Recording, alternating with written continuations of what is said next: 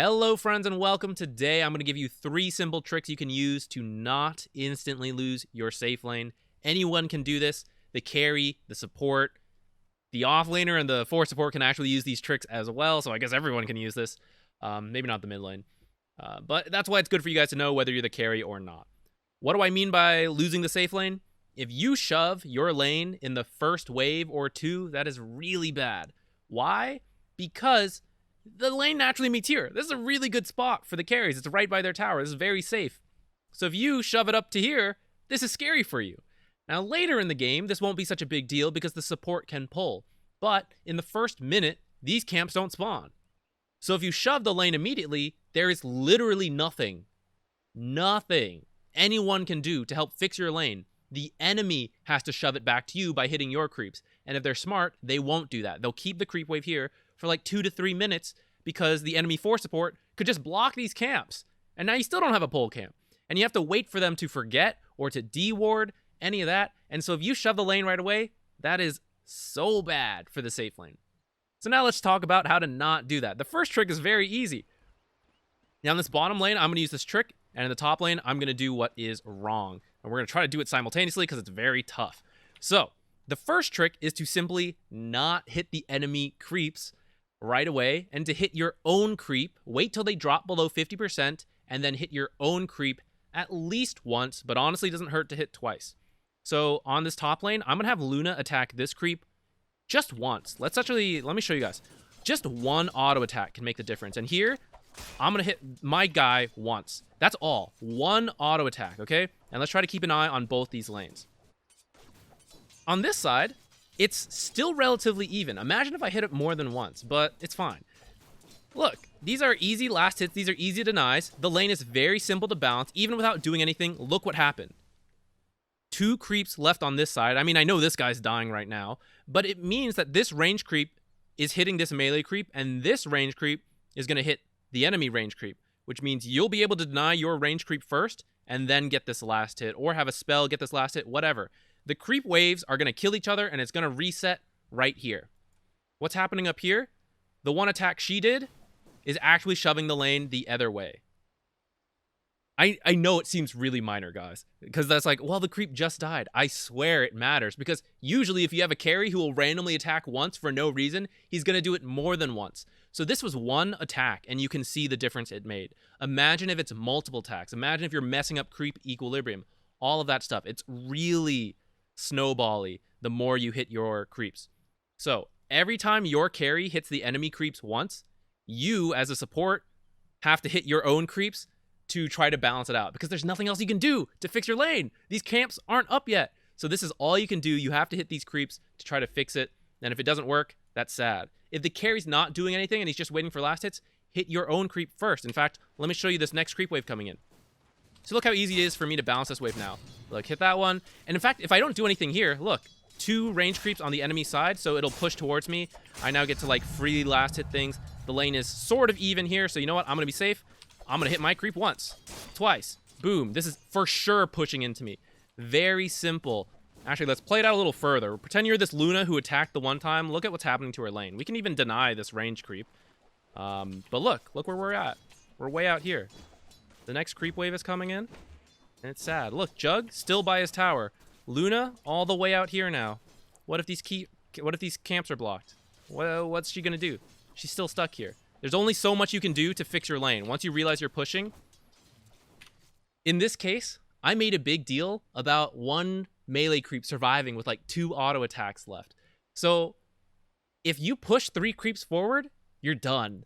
Like, it is here permanently for the next 2 to 3 minutes. It's so hard to fix, even with a pull camp. So don't do this. Hit your own creep first when it falls below 50%. Very easy.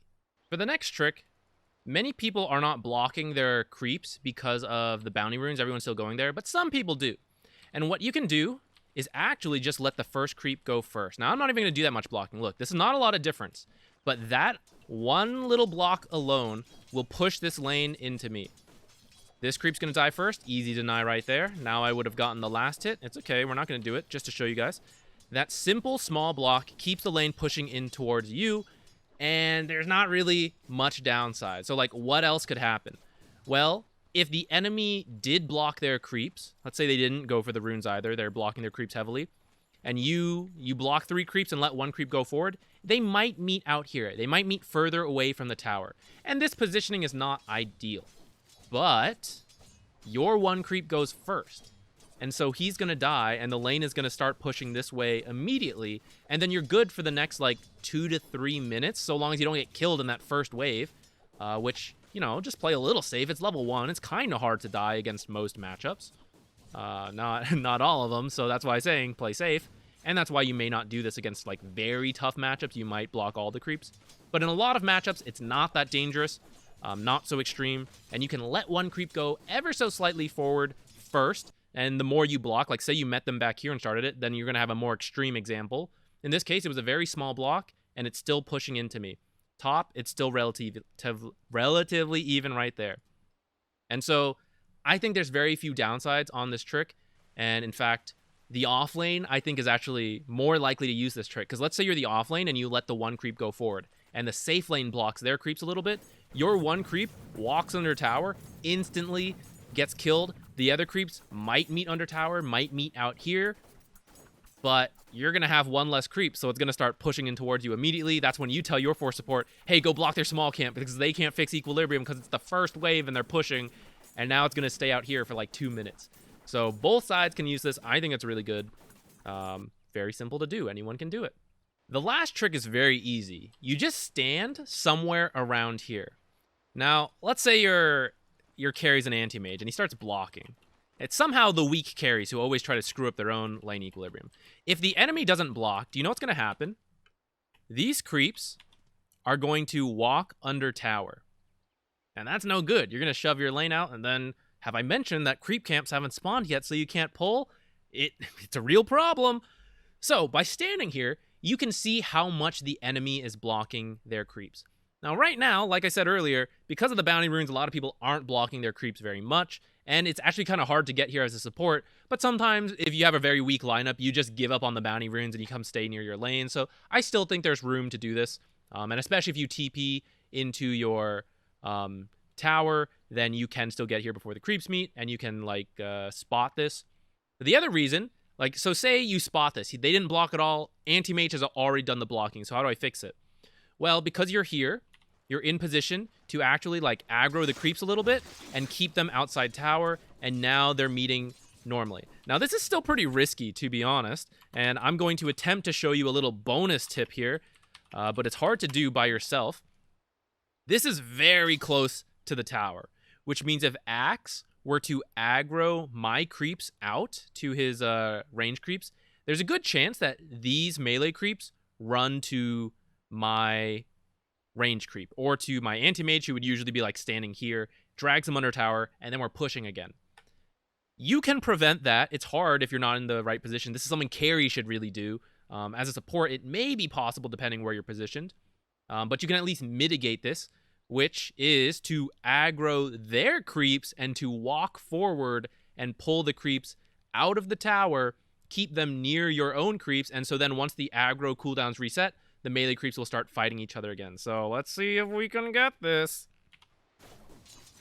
So Axe aggro's out. See how they're running there?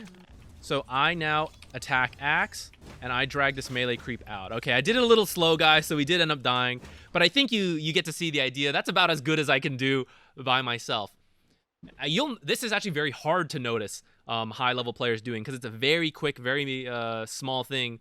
But they'll be here, and when the enemy tries to do it, they will hit the enemy. They will aggro, right-click the enemy to aggro the creeps, and also run forward. This just shifts the equilibrium a little bit up, and this is still very safe, right? It's a lot safer than accidentally letting them under the tower and then shoving all the way up to here. And then, did I mention the camps might be blocked? So this last trick, simply standing here, the easiest of all of them to do, but can literally save your lane when you body block the creeps and let them aggro to you, keep them outside the tower. And then the bonus, very high level, this is extremely high level, guys. I wouldn't expect anyone to do it outside of like Immortal, to be honest. So if you want to learn how to do it, it's really good, but it's tougher. But Once the creeps walk in her tower, your lane's pushing. But if you can at least aggro them back out of the tower, you help to reduce the issue a little bit. But it is good to do. So these tricks are all really simple. You guys might be thinking like, Zach, this is so basic. Why do you keep setting me games with a lane shove in the first wave then? Apparently it's not basic enough. So I feel like I need to make this video and help everyone out. Like all the safe lane players, all the support, share it with your carry friends. Please stop shoving the lanes. Like I lose my mind. Okay, this is why the tricks are so basic. So why in a free lane does the carry shove the lane in? I don't know. So we got to make this, we got to share it, make this popular, and stop losing the safe lane in the first creep wave. Thank you for watching, everyone. Bye.